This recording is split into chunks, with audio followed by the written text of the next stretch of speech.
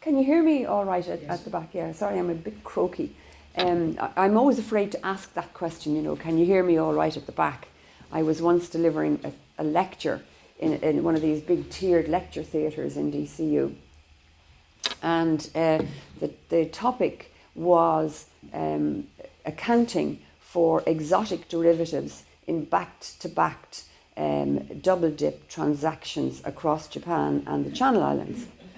And it was a 9 o'clock lecture, and it was the morning after the rag ball the night before. And the students all pitched up at the lecture because the rumour had gone around that the subject was going to be on the exam. So they all pitched up in their black ties and their dresses hanging off them, looking decidedly dishevelled. And I asked that question, I told them what the topic of the lecture was, and I asked the question, can you hear me all right at the back? And this voice floated down, yes, but I'm willing to swap with anyone who can't. So I hope, sorry. So, just let me say, first of all, a chuirde go léir, gur raibh míle míle maith agaibh oslocht an chura bheithan seo libh an pranóna. Tá mé anna áthasach bheithan seo libh. I'm delighted to be with you and to meet you all. And thank you so much for the invitation to join you. So, as Tegan said, I'm just going to talk a bit about the story of what happened with the General Synod. And let me just go back to say that in 2003, I became aware that there are rectors in the Church of Ireland who will refuse baptism to a child where the mother isn't married or where the parents aren't married, and baptism will therefore be refused on those grounds. And I was absolutely appalled, couldn't believe it. So I took a motion to General Synod, and in 2003 I was cut off at the posse. I was chopped off. They wouldn't accept it. The people who don't see anything wrong with this felt that I was interfering in clerical matters, nothing to do with me. How dare I? And so the motion was turned down. It wasn't even heard. 2004 came, and I had my ducks in a row. I knew what the law was. General Synod is a pretty arcane kind of place where you have to follow laws and codes and canons. Sorry, I'm a Catholic, so can you just explain who makes up the General Synod? The General Synod is made up of the House of Bishops, so all the bishops. It's made up of representatives of the clergy and representatives of the laity. And it's like the Parliament. After the British moved out and Ireland, the Church of Ireland no longer came under the King, it came under this Parliament. So it's the Parliament of the Church of Ireland. So that's what. So it's a big kind of annual forum where laws are passed, and they're passed in the form of bills, like any Parliament, bills and laws and so on. So it's pretty legalistic, pretty tedious, and not really a very exciting place. But nevertheless, it's where decisions are made. So in 2004, as I said, I kind of got my ducks all in a row. I got legal advice on how do I put a motion, how many people do I have to get to approve it, how many days in advance do I have to get it in, and I got everything right. Should the motion be set out? I was like a lawyer myself by the end of it. So the motion went in, but I would have to say that before we even got to Synod, which was held in Armagh, we were under huge pressure to withdraw. And it was kind of a bullying tactic. I was getting phone calls. I was getting, requests through my own rector to withdraw this motion on the grounds that it could be very divisive and it could bring the Church of Ireland into disrepute. And I said, well, so be it. If it is wrong, why are we hiding it? So anyway, I resisted all that kind of pressure. And just let me tell you what the motion was, just so that you know what I'm talking about. So the motion was, and I excuse the language, but this is the kind of legalistic. So whilst affirming the sanctity of marriage, this synod acknowledges that it is the reality of modern life that infants are often born to single parents and or to couples who are not married. In this regard, this synod affirms that, in accordance with Canons, Chapter 9 of the Constitution of the Church of Ireland, irrespective of the marital status of the parents of an infant, a minister must not refuse to baptize or delay the baptism of any child within his or her cure who is brought to be baptized, provided that due notice has been given and the provisions relating to sponsors and godparents have been observed. Pretty simple, isn't it? Pretty sensible. I thought, how could anybody not approve that? Because I felt that it was already in our canons, in our law. And all I was asking them to do was to affirm that all clergy, and remember the Church of Ireland is a north and south body, and maybe you can understand why I'm distinguishing that, because, let's say the people in the north might be slightly more conservative than we are in the south. But nevertheless, all I was asking for was confirmation and affirmation of existing law as I read it. So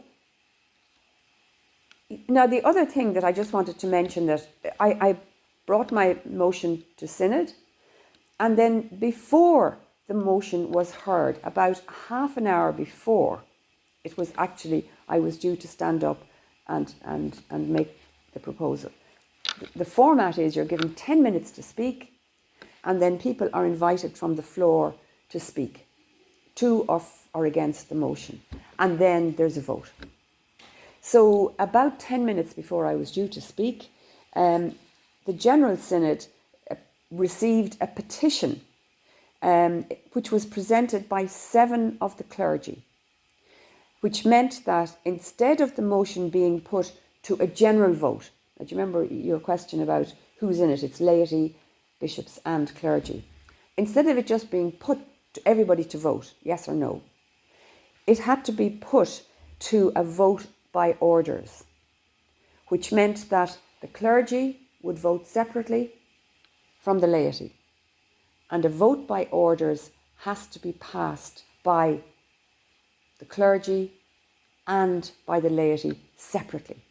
So you can't aggregate the votes. Does that make sense? Do you know what I mean? So now that kind of thing is usually only used for very, very obtuse kind of, doctrinal, philosophical sort of stuff. So just a half an hour before, I was informed that this was the case.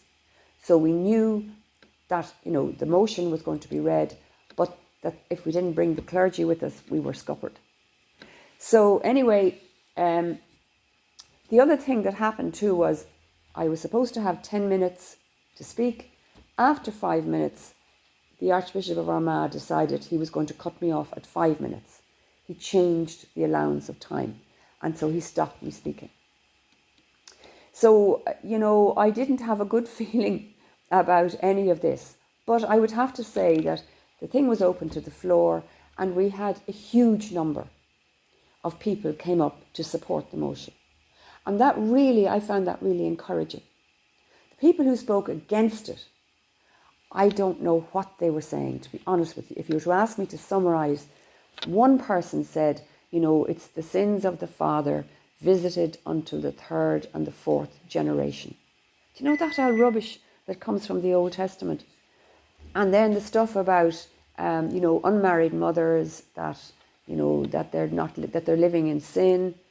And then there was all this stuff about somebody like me, a lay person, doesn't have the right to tell a clergyman what to do, that I have no right, it's not within my... So there was all this, but only very few speakers against the motion. Most of the speakers were actually in favour. They were kind of saying, for heaven's sake, what's the problem?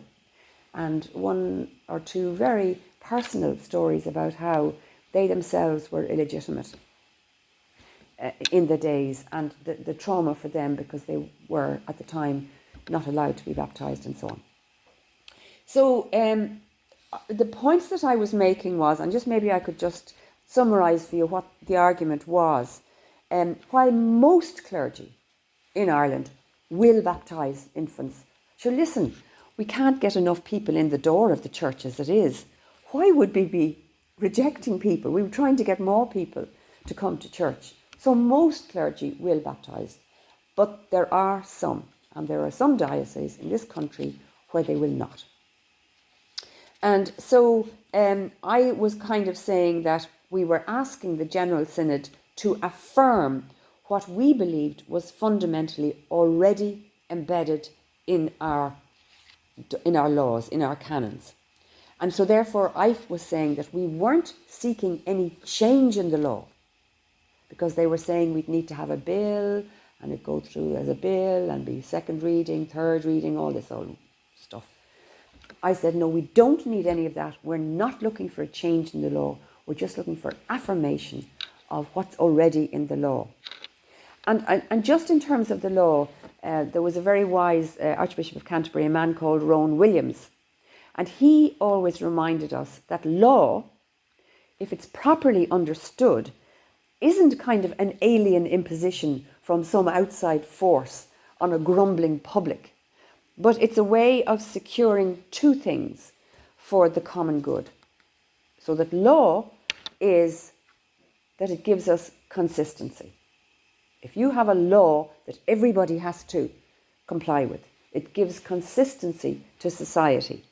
So that means that it promises that we'll be all treated equally and with equity, and that we wouldn't be treated differently according to how much money we have or how much power we have, or to arbitrary feelings about whether we like this person or that person. So law, first of all, gives us consistency. And law gives us clarity about responsibility. Who is responsible to do what? And who is entitled to receive what? So the two things that general law gives us is consistency and clarity about responsibility. And the same in the church. The canons of the church should give us exactly the same. Consistency, fairness, clarity. And so for me, this practice of saying, depending on whether you're living up in the north or living in Dublin, it depends where you live. Your child, your baby, will be treated differently. So for me, that was a fundamental breach of the law of the church, because it's not consistent across all members of the Church of Ireland. It was inconsistent. And also, it was not clear. So it wasn't clear. You could go across the border to another diocese and get your baptism. So therefore, there isn't clarity. There isn't fairness. The responsibility is different. So the bishop up there seems to have a different responsibility to the bishop here. So I kind of felt that the motion that I was putting underpinned just what was my real worry, that in some cases infants were refused baptism by virtue only of the marital state of their parents. They weren't being refused baptism because somehow it was felt that they had only just come into the country and they were trying to show that they were going to get immigrant status by becoming a Christian. There was none of that stuff that it was about. It was just saying to a woman or to a couple, you can't have your child baptized because you're in this state of sin. And your child has to suffer your sin. See what I mean? You know, it was just utterly incomprehensible to me. And I was appalled, outraged. And that's probably why he stopped me speaking, because I was getting so upset about it. But I just, for yourselves, and maybe not members of the Church of Ireland, our principle, our law says, Principle 63, says clearly, parents or guardians are expected to bring their children to baptism. They are expected to bring their children to baptism. And no minister without lawful cause can refuse or delay the baptism of any child without lawful cause. And this was the issue, that some bishops felt that it was a lawful cause to reject a baby or a child because their parents weren't married. And there's nothing in the laws or the canons which stipulates that. There's nothing which says parents of a child must be married, because the sacrament is for the child, not for the parents. So regardless of the state of whatever the parents are at, it's the child. You're rejecting a child, an innocent child, by virtue only of the marital state of the parents. So, it just seemed to me to be so unjust, so unfair. And it also seemed to me, and I kind of, I've recounted at the time at Synod, I mentioned earlier, I'm also a counsellor with the Dublin Rape Crisis Centre, and I counsel women and men who have been sexually assaulted and raped, and help them to navigate their way through that awful kind of journey. And I just recounted the story of a particular woman whom I had as a client, and she had been horribly raped. In fact, she was gang raped, and it subsequently transpired that she was pregnant. And through the counselling, she decided that she wanted to keep the child. She did not want to go for termination. She herself wanted to keep the child. But you can just imagine, she did deliver a beautiful little baby girl, beautiful, gorgeous little baby girl.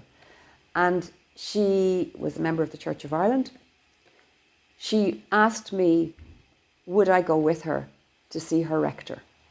Because she just wasn't sure what kind of reception she would get in going for baptism for her beautiful little daughter. Now, when you've just had a baby, my God, your body is in absolute turmoil. You have hormones flying all over the place. And that's in the very best of circumstances. You're vulnerable. You're possibly suffering from postnatal depression. It's not a really good time in the sense that you really need all the support you can get. And for a Christian, you particularly want the support of your church. You want the welcome of your church for your baby. You want the welcome for yourself. But can you imagine how much more for this particular woman? Not only had she come through all of that delivery of the baby, but she was so exposed. She was still feeling guilty. She was still feeling dirty. She was still feeling traumatized. All of the stuff that goes with having been a rape victim. And she really did want the comfort of her church. So I went with her to see her clergyman. And I honestly have never, ever come across a warmer, more heartfelt welcome from that man. He was absolutely super. He was a better therapist than I was. He was empathetic. He was delighted for her.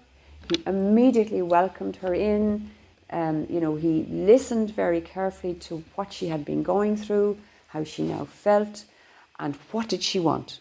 Everything that could be done for her was done. The baby was baptized with great celebration and great welcome and so on. And I said at council, at Synod, I said, do you know what? I said, I've talked about the law.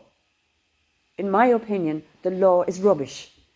If it allows clergymen to refuse baptism for a child. So I've explained from the legal point of view, but I'm now explaining to you from the heart why I think it's awful that anybody would be refused, that their baby would be rejected for holy baptism by virtue of the marital status of the mother. And I said, that man, that clergyman, he is a clergyman in the church that I want to belong to. That's my church. That's what I want. And I want it right across the church.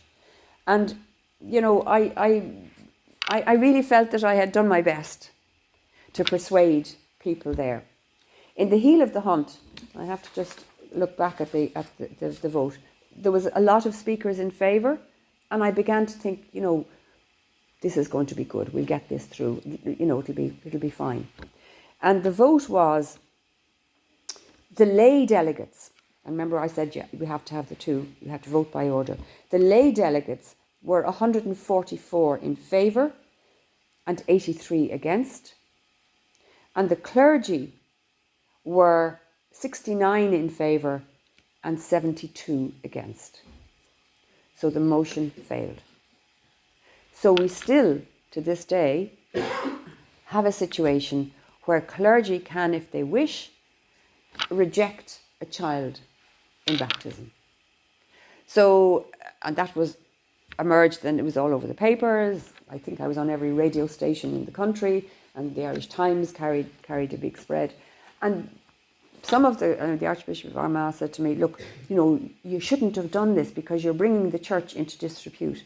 And I said, well, so be it. Because I said, you're going to have to do something about it. I said, it's absolutely not the church I want to belong to. So that's my story. That's what happened. I still firmly believe I want to be a Christian. I want to belong to a spiritual place where I can be at peace, where I can feel that human beings are treated with equity and respect and justice. That's what I want from my God. So, go raibh míle maith agaibh as 8 éis de clom.